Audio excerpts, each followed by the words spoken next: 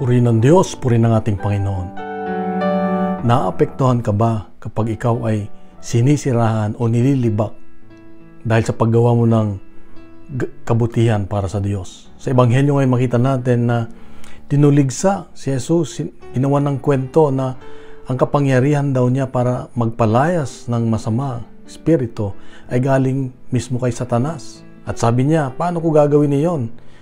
Ang kaharian o ang community na hati ay masisira, hindi magtatagal.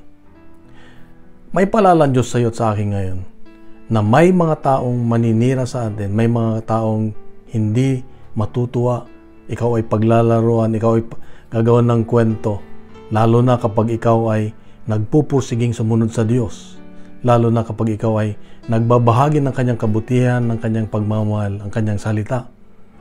Marami kang basher, lalo ngayon sa social media, ang daming nagbabash. Kung panahon ngayon ni Jesus, sana ay marami din siyang basher. Kaya lang, pinakita niya sa atin kung paano ito harapin pag may mga ganong sitwasyon. Ito ay mag-focus lang tayo doon sa dapat gawin na pinapagawa ng Diyos sa ating misyon. Huwag tayong mawalan ng pag-asa. Gawin ang kalooban ng Diyos. Huwag tayong patitinag. Focus lang kay Lord. Sabi nga, huwag tayong tumingin sa iba at huwag makinig sa iba.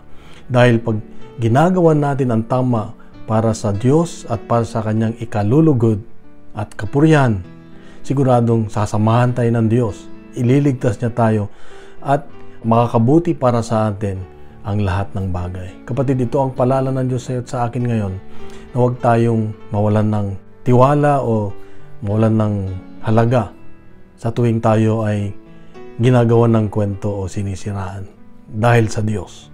Dahil sasamahan tayo ng Diyos. Sa mapagpalang Biyernes sa iyo at sa iyong mga mahal sa buhay, kapatid. God bless at bukas muli, meron siyang magandang mensahe. Pagkalat natin ang mabuting balita. Siya ang mabuting balita ng ating Panginoon. God bless.